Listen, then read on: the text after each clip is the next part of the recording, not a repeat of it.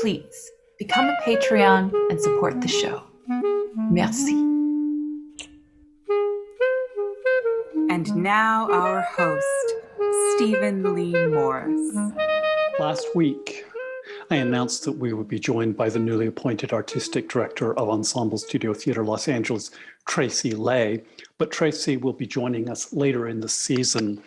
This week, we're joined by the first guest we've had, who's a publicist, Lucy Pollak, and she will talk about where things are in light of the Delta variant, as well as the difference between publicity and marketing, and why she chooses to work without any kind of social media in her business and in her life. Lucy Pollak, welcome to Animal Farm. Thank you for having me. You are the first publicist we've had on the show, and you have a perspective that's really quite different from artistic directors. This pandemic has really put you guys collectively in such a bind because this is your livelihood, and you can't really publicize a show on Zoom. I mean, your work is about the live shows, and I'm just wondering, well, from your perspective, where are we at right now? Well, first of all, I'll backtrack and say that actually I was lucky enough to be working through most of the pandemic, not full time, it was part-time for sure, and a lot of virtual stuff, but it actually did get quite a bit of attention. So we were able to get reviewed for virtual events, and one advantage to the digital theater scene was that I was able to expand my reach out of LA because those digital showings were available worldwide. Yes. So was able to develop a lot more relationships around the country, and we were able to get reviewed around the country too. So that was kind of exciting, even though some media outlets weren't reviewing digital like Stage Raw, others were. So it kind of so it kind of evened out. Now that we're returning to live theater, though, obviously that's a much better scenario, but it's a little scary with the rise of Delta variant. And I have been a little nervous that theaters might pull back, but so far everyone seems to be moving ahead with precautions. Most theaters are now requiring that their audiences be vaccinated. They have all kinds of precautions in place, including social distancing and masks required, and the audiences are coming. Are they coming in the same numbers as they were before, or? Well, so far, the two shows that I'm working on that have opened are both outdoors. Okay. And they're doing very well. And so that's been fine. One of them is not doing any social distancing. So it's a fairly big theater, 300 seats. And they've got the audiences kind of packed in there, even though it's outdoors. But the audiences don't seem to mind or be nervous. They're all wearing masks. The audiences are all wearing masks, yes. And they've shown proof of vaccination. They're not requiring proof of vaccination at that theater, only requiring masks. Because it's outdoors. Because it's outdoors. What about the indoor venues, the intimate? The indoor venues have not started to open yet. So I'm representing one show at International City Theater that is opening this month, at the end of this month, with the play Closely Related Keys by Wendy Graff. And as I mentioned to you earlier when we were speaking, I've been getting quite a few press reservations, a few apprehensive people, but for the most part, people have been reserving.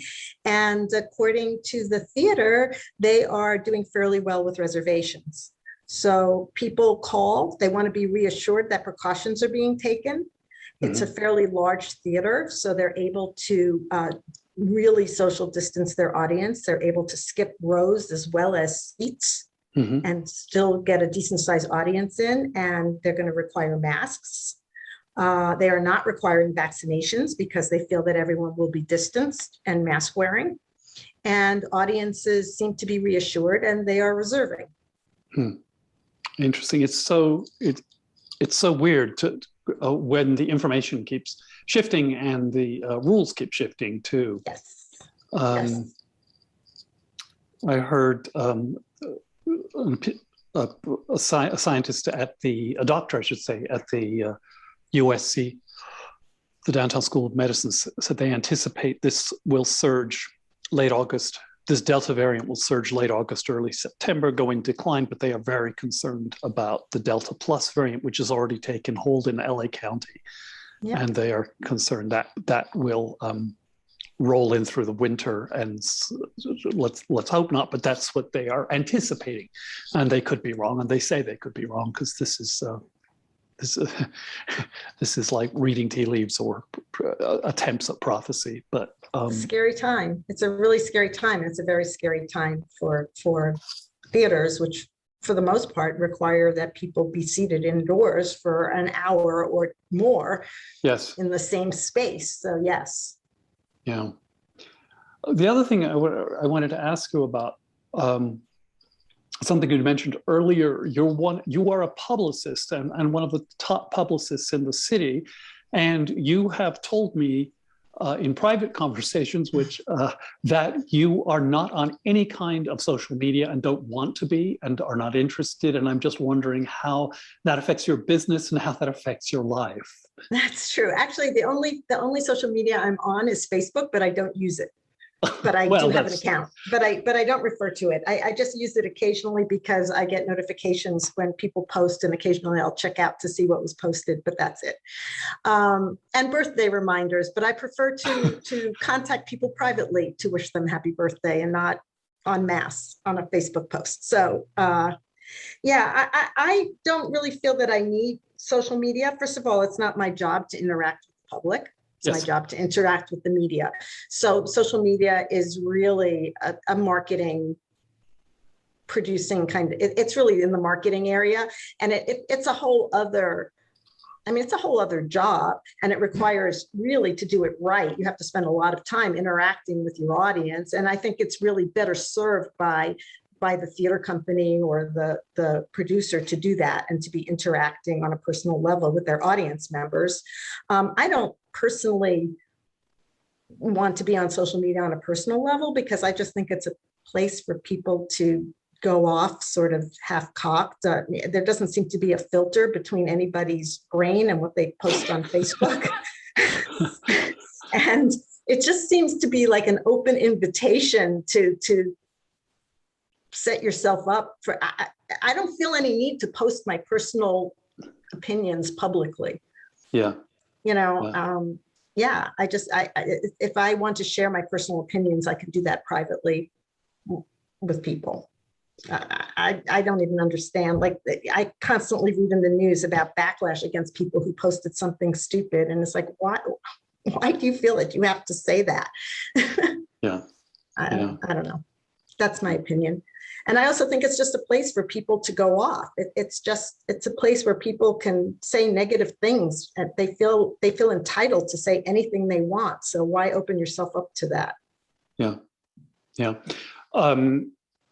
You say the producers can and perhaps should go on social media, but as a publicist, you feel that's not your...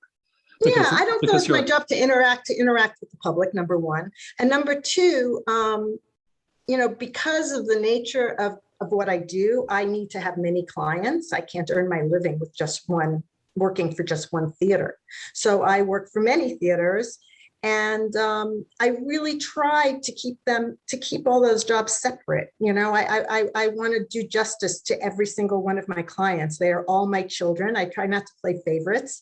And it feels strange to be posting on Facebook for one show and then not another show. And it would take up all my time. It would just be crazy.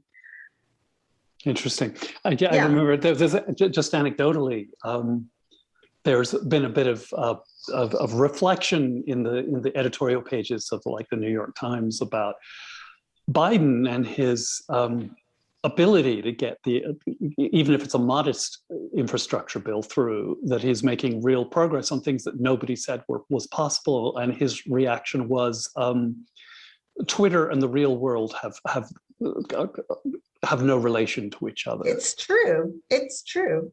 It's absolutely true. And the stuff that you read that people tweet about is just like, I don't know. Yeah. I'm not a social media fan.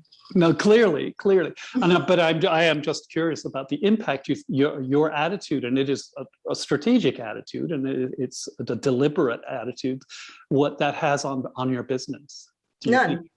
I tell people right out, if people want me to do their publicity, I say I don't do social media. I am strictly a media liaison, and they can choose to work with me or not. Yeah. There are also publicists who do marketing as well as publicity. I don't do marketing. I do publicity. I focus on publicity. Yeah. Which basically is, I'm a media liaison, and I don't have a budget. So I focus on free PR, as opposed to, a marketing person, who is placing paid advertising and controlling the message. I have no control over the message. That's the difference between PR and marketing. I mean, I can get it out there, but then I have no control of what gets printed. Oh, I see what you mean, because you write a press release. I mean, I write a press release, but I can't tell a journalist what to put in their article.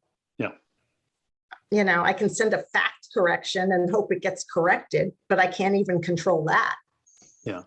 Right. A marketing person has full control because it's paid. There's a little bit of overlap. I mean, I do post my events to event sites that require self-posting. That's online stuff. Like Performance Arts Live. Exactly. So that's a little bit of social media overlap, but that's about it. Yeah. Yeah. Super. Well, Lucy Pollak, thank you. Thank you for joining us.